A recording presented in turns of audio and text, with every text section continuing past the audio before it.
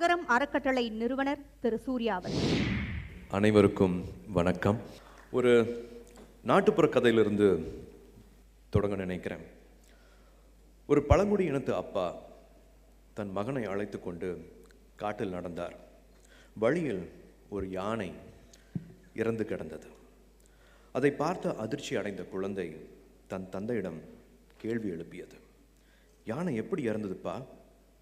யானையை கொன்று விட்டார்கள் என்றார் அப்பா. யானையை எதற்காக கொல்ல வேண்டும் என்று கேட்டான் சிறுவன். தந்தம் எடுப்பதற்காக என்றார் அப்பா.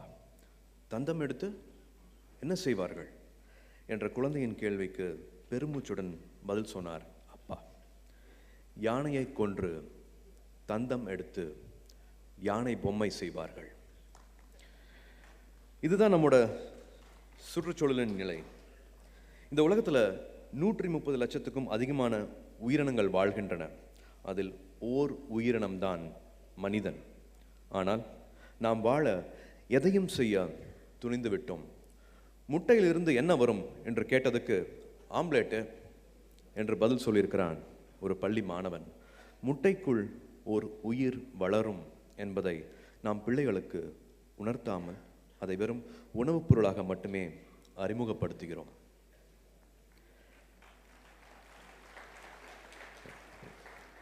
தனக்கான பாதையை அறுத்து கொண்டு போவதால் ஆறு என்று பெயர்.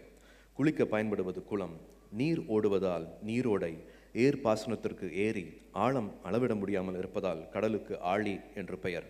அகழி, அருவி, உருணி, ஊற்று, கண்மாய், கல்குட்டை, கால்வாய், கிணறு, குட்டை, சூனை என்று தமிழர்கள் நீர் பற்றிய சொற்களை வழங்கினர். இன்று சொற்கள் மட்டுமே இருக்கின்றன, எதிலும் நீர் இல்லை.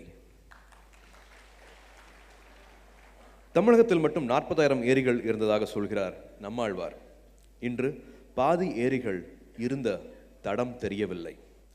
மழை நீரை சேமித்து கோடை காலத்தில் வறட்சி வராமல் வாழ்வதற்கு பயன்படுத்தப்பட்ட ஏரிகளை தொலைத்து விட்டோம்.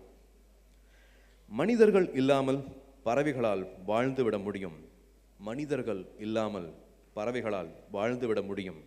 பறவைகள் இல்லை என்றால் மனிதர்களால் வாழவே முடியாது என்றார் பறவையியல் அறிஞர் சலீம் அலி அவர்கள். பறவைகளற்ற ஒரே நாளில் பூச்சிகள் இந்த உலகில் மனித உயிர்களை இல்லாமல் செய்துவிடும். இயற்கை என்பது சங்கிலித்தொடர். ஒன்று இன்னொன்றை சார்ந்தே வாழ முடியும். மனிதர்களாகிய நாம் அந்த சங்கிலித்தொடரை பல இடங்களில் அறுத்து கொண்டே வருகிறோம். உலகின் ஒரு துருவமான சைபீரியாவிலிருந்து ஒரு பறவை புறப்பட்டு இன்னொரு துருவமான சென்னை பள்ளிக்கரணை சதுப்பு நில பகுதிக்கு வருகிறது. பல ஆயிரம் மைல்கள் தூரம் கடந்து வந்து இங்கு பள்ளிக்கரணை சதுப்பு நிலத்தை பார்த்தால் குப்பை மேடாக மாற்றி வைத்திருக்கிறோம். மழை வெள்ளம் நமக்குள் மாபெரும் மாற்றத்தை கொண்டு வந்திருக்கிறது. இதனால் தான் இன்று நாம் ஒன்று சேர்ந்திருக்கிறோம். தனித்தனியாக இல்லாமல் அனைவரும் இணைந்து பணியாற்றினால் நிச்சயம் மாற்றம் வரும்.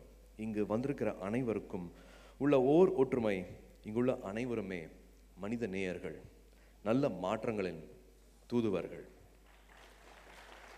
யாதும் ஊரே நம்மை இணைக்கும் பாலமாக இருக்கும். இணைவோம், இணைப்போம். எல்லாருக்கும் தோண விஷயம்தான், ஒவ்வொருத்தருக்கும் தோண விஷயம்தான். இது பண்ணால் நல்லா இருக்குமே அப்படின்ட்டு அகரம் குழுமமோட சேர்ந்து திரு ராம் சார் அவர்களை போய் சந்தித்தோம். கண் சிமிட்டம் கூட இல்லை, கண் சிமிட்டாமையே வந்து நிச்சயமாக ஆரம்பிக்கலாம், எப்போ ஆரம்பிக்கலாம், என்ன பண்ணலாம்ட்டு உடனே அவங்களோட படைகள் எல்லாமே திரட்டினார். அதே மாதிரி தான் திரு சத்யா அவர்களும். இதெல்லாம் நடக்கிறதுக்கு ஆர்கனைஸ் பண்ணுறதுக்கு மட்டும்தான் 3 பேர் தேவைப்பட்டுச்சு. பட் யாதும் ஊரேவோட அடையாளம், முகம் அனைத்தும் இனிமே நீங்கள் தான், நம்ம எல்லாரும் தான். இது ஒருத்தருக்கு சொந்தமானது கிடையாது, நமக்காக நம்ம பண்ணிக்கிற விஷயம். இது சென்னையில் தொடங்கி மற்ற ஊர்களுக்கும் போய் சேரணும். இது ஆரம்பம் மட்டுமே. இப்போ தான் நுனிக்கால வந்து நினச்சிருக்கோம். இன்னும் பண்ண வேண்டிய விஷயங்கள் ஏராளமாக இருக்குது. ஆனால் நம்மளுக்கு தைரியம் கொடுக்கறதுக்கும் வழிகாட்டுறதுக்கும் அறிஞர்கள் இருக்காங்க. பல ஆண்டுகளாக பல நல்ல விஷயங்கள் கொடுத்துட்ருக்காங்க. இந்த கருத்தரங்கு மூலமாக ஒரு ஸ்பார்க் கிடைச்சா போதும், ஒரு நல்ல விஷயம் கிடைச்சா போதும். அதை நிச்சயமாக எல்லாத்தோட பலமும் சேர்ந்து நிச்சயமாக நம்ம நிறைவேற்ற முடியும். இது தொடக்கம். இந்த ஒரு நிகழ்வு இந்த வருஷமோ இந்த கருத்தரங்கோ இதோட முடிஞ்சிடாமல் வருஷம் நடக்கணும், அழகாக நடக்கணும்.